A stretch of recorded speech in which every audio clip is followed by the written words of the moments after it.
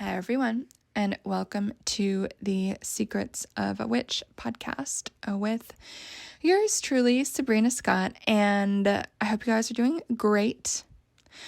On the podcast, if you don't know, I talk all about life, love, healing, spirituality, witchcraft, magic, tarot, feminine energy, mediumship, and everything in between. And today I want to talk a little bit about Christmas and Yule, and I want to say happy Christmas Eve, happy Christmas, and I want to talk, I guess, crazily, a little bit of how I became a Christmas person. It's been so interesting to observe that I used to be one of those people who went apeshit over Yule, aka Winter Solstice. That used to be my jam, to the point where I completely ignored Christmas. But it's kind of flipped for me, which is interesting. And so I just want to talk about it a little bit because maybe that's happened for y'all. Maybe it will happen for y'all. Maybe it won't. Maybe it'll go in the opposite direction. But I just want to send some love to anyone who is having a rough time as well right now this holiday season, because Christmas in particular I do think is a really good litmus test on where you're at with your healing around family, if there is any family stuff to be worked through or to be healed or to be addressed, because this is a time when everyone is supposed to see family, quote unquote, or everyone goes to see family out of obligation, or if you're not going, then you're thinking about going, or you're feeling bad for not going, or you feel sad because your family isn't what you wish it was, and you're mourning that. And so this time of year can really bring up a lot of that stuff to the surface. And that's normal. That's normal. And I won't get into my whole journey here because I'm sure most of y'all already know about it. And I am going to be addressing it in depth in a new course self-study called Healing Christmas, a guide for witches and weirdos, which at the moment I'm not doing a big launch for it, obviously. I think I'm just going to keep it available kind of on demand so that people can just jump in whenever it is they want to or need to. But it's interesting. I don't know. It's just been fascinating to watch my own journey and be like, wow, I used to be very triggered this time of year and just deeply upset about a lot of things. And now I just feel fine. I feel happy. I feel normal. I don't feel triggered at all. Zero amount triggered. And if you had told me 10 years ago that I would be just turned 34 and spending Christmas alone and feeling fabulous and not triggered by any family drama, I would say that you're crazy. It wouldn't have felt possible. And I don't want to rehash my whole sob story right now, but honestly, I never thought that I would get here. I thought I would just be upset forever. I thought I would be triggered forever. I thought that on every single Christmas for the rest of my life, I probably would be putting my fingers in my ears and saying la la la la to drown out all the triggering stuff, all the happy families, all the Christmas music, all the people doing their traditions, and everyone with their little happy families. I just thought that I would be upset by that forever and that December was just going to be my least favorite month for the rest of my life. And honestly, that has not been the case. And I think part of it has just been time. I do think time heals a lot of stuff. But I also know a lot of it has been magic, witchcraft, constant personal growth, constant spiritual work, therapy also. It's been a constant process to get here, and it wasn't really just one thing that got me here. But I just wanted to give voice to this journey, just in case you're still struggling. And I want to give some hope to any of you who are still triggered by this time of year, because it's not what you wish it was. and your family or your partner or whatever is not what you envisioned for your life or not what you would hoped would exist in your sphere. So I remember how tough that was. And, it's not like I had a big happy reunion with my family and everything is 100% awesome, because that didn't happen. I still fly solo, have done for like a decade. And that was one of the hardest things I've ever done. I think that was actually 10 years ago or so that I did that. And it was really tough. It felt like a death. Hardest thing I've ever done, most likely, actually, if I think about it. But it really was the beginning of a rebirth. And it really was the beginning of a really long and drawn out healing process. And this is my 3rd year with a Christmas tree as an adult by myself. And this is the first time I've ever got my own tree. The other past years I had certain individuals that I may or may not have been dating help me with the trees. But this year I got my own all by myself, and I brought it on the subway, carried it alone with a little sling, and set it up completely by myself. And you know what? I fucking love that now I have this established tradition of getting a real Christmas tree.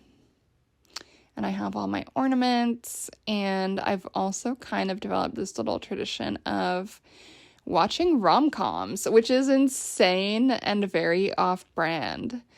But I don't know what it was. A few years ago, I was in the mood to watch like old Sandra Bullock movies, like from the 90s and early 2000s. And for some reason, there's a ton of those that are rom-coms. And that was like the golden era of rom-coms for some reason, not even just with her in them. And I don't know why, but my grumpy butt decided to watch a bunch of these and chomp away on some gingerbread house that I was making while watching these movies, and then eating promptly 5 seconds as soon as the house was done by myself.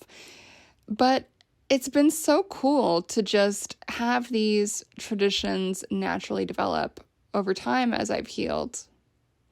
So I remember when I was more in the throes of deep pain with all of this, like I really did try to make Yule my new tradition that was just mine. And I used to go to, there was a solstice celebration in Old Park by my old place, and there would always be this giant paper mache thing, and it would get burned, and everyone would kind of dance a bit, and we'd burn the effigy and sing the songs, and it was pretty epic, to be honest, and I used to go to that often. But for some reason, I haven't gone in a few years, and now my traditions are more around actually Christmas time, and that beautiful, expansive, liminal space between Christmas and New Year's, where time is just this soupy thing that you can swim through, and there is this beauty to the possibility of it all. And I just think that's like kind of cool. And this time can be whatever you want it to be, whether it is Yule, Winter Solstice, which again is gone now, it just ended a few days ago, or whether that is Christmas Eve. I know some cultures do their whole thing on Christmas Eve. I don't know if you guys know this, but I am half Quebecois, and I remember that side of my family would always do Christmas on Christmas Eve, basically. I don't know if that was just a us thing or what, but remembering that, and then remembering the British side of the family's traditions. And it's so interesting to be able to look back at it and not be triggered by any of it, and not be triggered by the lack of family. Like, it would be cool to have like a cozy, happy family where everyone loved each other and everyone was all cool and holding hands, and it was beautiful. But that is just not the hand of cards I was dealt. And as an adult, as someone now in my 30s, it's been really cool to recreate happiness in this time of year in a really natural and easeful way, no matter what is going on externally. Like, no matter who is in my life, who isn't, no matter if there's drama or not. it's been really cool to reclaim this time of year. And I do know that some of y'all never have had a bad Christmas time, and that's your family is just 100% and everything is cool, and I love that for y'all. And I think that's beautiful. And then I know there's going to be a lot of you who have mixed feelings or are struggling around this time of year and are still figuring out what your traditions are. And maybe you're still figuring out what day you want to put more emphasis on. Is it Winter Solstice? Is it Christmas Eve? Is it Christmas Day? Hell, is it even New Year's Eve and New Year's? Because that's also something that I put a lot of emphasis on and developed a lot of traditions around. Back when I was super triggered by Christmas, I would instead focus on Winter Solstice and New Year's and create my own traditions around that because they were not as triggering for me because they weren't associated with family memories. And so this is one of those things where you guys kind of get to choose your own adventure, on what it is that resonates. And it's okay if that changes. It's okay if, maybe you used to oh my God, my words. Maybe you used to resonate more with Winter Solstice, and maybe now you're reclaiming this idea of this thing called Christmas. Maybe it's vice versa. Maybe you're now embracing solstice and New Year's Eve. And maybe there's even other holidays in this time of year too from other cultures or countries that you want to embrace as your own. Or even just find some inspiration in to help get you out of whatever triggered space that you might be in. Because at the end of the day, I know Rome isn't built in a day. I know that trauma isn't healed in a day. It isn't. It isn't as much as it would be nice. And so it does take time.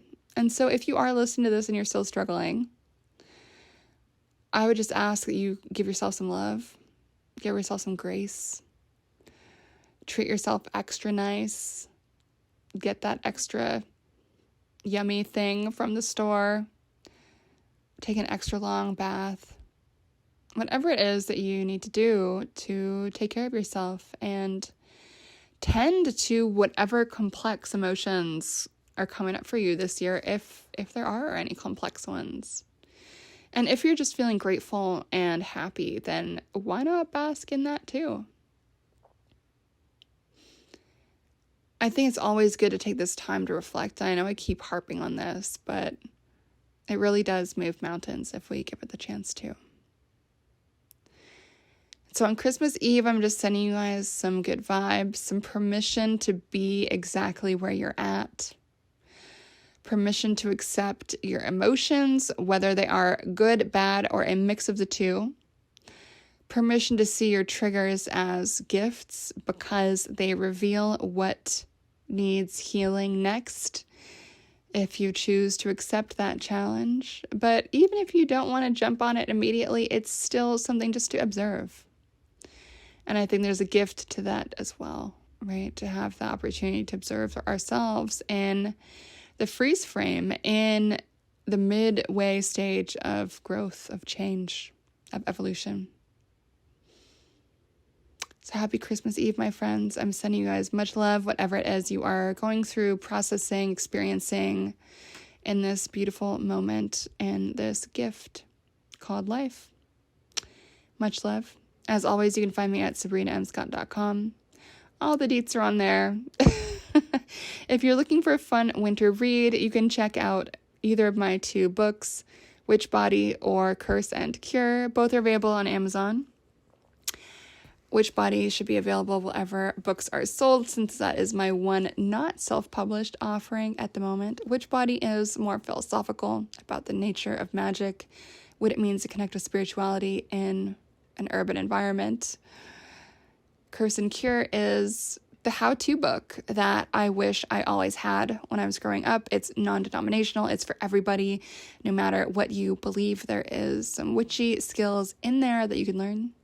I also have 3 journals out right now, 3 guided journals, which are available on Amazon, 2 for tarot, 1 for magic. Just look it up, my friends.